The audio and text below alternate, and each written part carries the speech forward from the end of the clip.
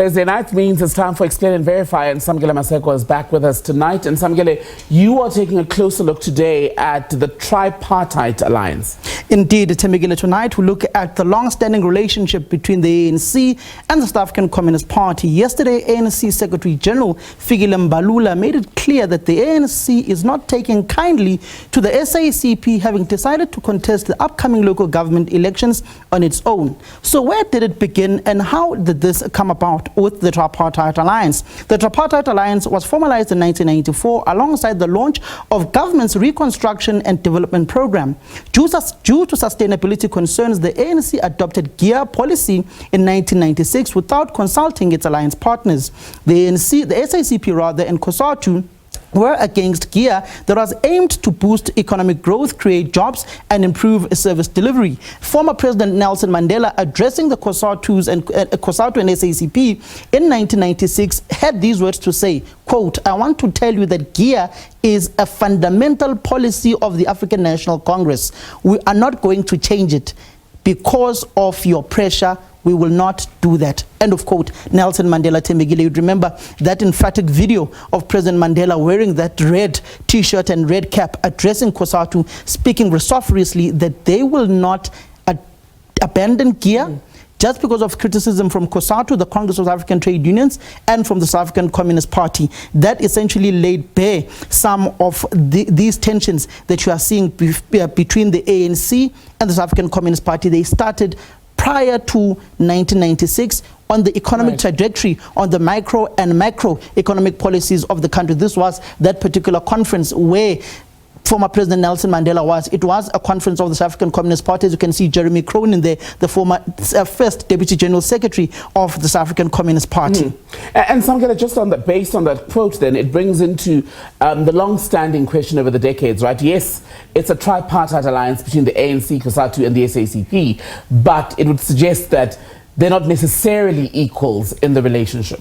They're not necessarily equals in the relationship. For instance, the SACP and COSATU opposed the unilateral move, argued, and it benefited that the middle class and the middle class and the upper class are the only ones that were going to benefit from this particular policy. President Nelson Mandela urged alliance partners to refrain from publicly criticizing this particular policy. If you go to a slide that will show you what GEAR was all about, it was all about competitive economy and job creation, redistribution of income and opportunities, sound health, education and other services, secure homes, and a productive place of work. These were some of the fundamentals that the GEAR policy that was advocated for by President Mandela to his successor, former President Thabo Mbeki. You'd remember going towards the 2002 conference of the ANC, former President Mbeki called those in COSATU and also the SACP as the ultra-leftist that were seemingly at the time led by Gwede Mantashe in that friction of President Mbeki and Gwede Mantashe in the 2002 conference. And the only person who came from the left axis of that particular tripartite alliance at the time who made it into the NEC was none other than the current Minister of Finance, Enoch Godongwane, who came in as the last NEC member. You'd remember even after that, Enoch Godongwane was sent by President Mbeki to go and negotiate with Gwede Mantashe to be co-opted into the ANC's National Executive Committee. Gwede Mantashe refused. With that in mind then, we've just looked at Madiba's brief, shall we say, rebuke of the SACP back in the 90s. How have other leaders of the ANC and its government handled those rather awkward moments, shall we say, in history? It's been very difficult. Perhaps after that particular critique by President Mandela, the SACP and COSATU softened their stance, but tensions continued under Mbeki, who reaffirmed the support for GEAR. Relations initially improved under President Zuma and the SACP backing his rise. However, it deteriorated during his second term amidst state capture allegations. In 2015, the battle lines were drawn between Zuma and the South African Communist Party at the reburial of J.B. Marks, struggle stalwart J.B. Marks, you remember, and the repatriation of those remains. I remember President Zuma Tembegile speaking about how the SACP no longer speaks about the dictatorship of the proletariat and saying that it no longer hears the voice of the Communist Party. It's become diluted. So Lima Paila came on board at the time as the Deputy Secretary General to Blade in Zamande and said that they no longer speak about the dictatorship of the proletariat. They now speak about working class hegemony. They now speak about working class hegemony. The same working class that they said in 1996, 94, 95, that GEAR would subsequently only protect the middle class and the upper class. And that just tells you of the differences that have been there. I spoke about how President Mbeki in 2002, at going towards the Stellenbosch conference of the ANC, spoke about an ultra-left that was the likes of Gwede Mantashe, who were in the trade union movement, the likes of Zwelinze Mavavi, who were leaders of the Congress of South African Trade Unions. You'd remember at the time there was that huge friction between Mbeki and also the Tripartite Alliance, in particular COSATU and the South African Communist Party. So tensions have not really been that rosy over a period of time, unless or until the ANC goes to a conference and COSA and SACP, which says they don't choose a faction within the ANC, but they, quote unquote, without mentioning names, do choose in more or less at times when the ANC goes to a conference to back the incumbent deputy president who's vying for the presidency of the African National Congress. You saw Thabo Mbeki, you saw the likes of Blade in Zamande, the likes of Willem Adisha, the likes of Kgalema Motlanthe, who will be here later on with Clement Manyatela at the Pietermaritzburg High Court defending former President Zuma. And what other aspect then, Samgele, are you looking at next in this relationship?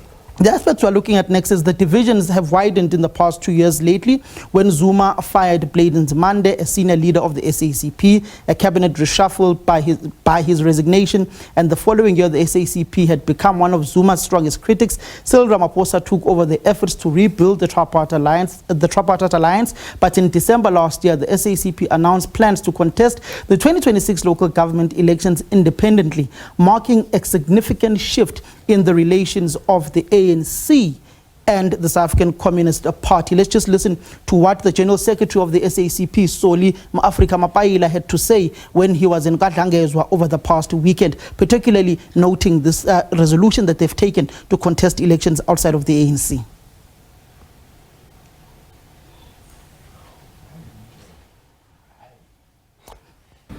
We have to refocus the meaning of politics and the meaning of the exercise of political power. Because it is clear in this country, people do not understand the purpose of power, the purpose of political power in their hands. That's why everyone is fighting to be in power. And when they are in power, majority of them don't know what to do. And yesterday, the ANC acknowledged that the changing political landscape, while open to further dialogue, President Ramaphosa, addressing an ANC-NEC meeting at its closure, said that they will not be giving up on the South African Communist Party. But at the press briefing yesterday, the Secretary General of the ANC said they might as well failed to convince the South African Communist Party not to contest next year's election. Let's just listen to what the ANC had to say on this matter.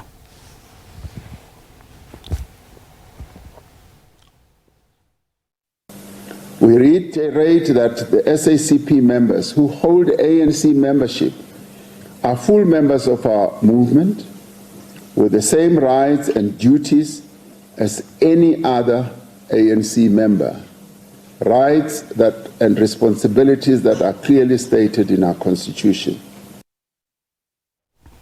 A lot can happen between now and the local government elections next year. But one thing is for sure, the tensions between the two political formations are palpable. Next week, we will be speaking to one of COSATU's biggest trade unions that has leaders who are Central Committee members of the African Communist Party. They've just recently had their own Congress, and they were very clear that they might as well next year support the SACP and dump the African National Congress. But delegates at that conference of that particular union had other ideas, and those sympathetic to the ANC as opposed to the SACP emerged as the leaders of that particular union. It's a union that has been very dominant in South African politics, that has produced two of South Africa's former president. One may be an incumbent, one may be no more, so you'll decide for yourselves, and one particular leader who's been a dominant figure of South African politics from that 2002 conference in Stellenbosch. So you've given us enough clues to go and Google Samgela Masego and explain and verify before he comes back next week. We'll use those clues to figure out which union he'll be speaking to next Thursday here on The Full View. Plenty more news still on the way. Don't go away.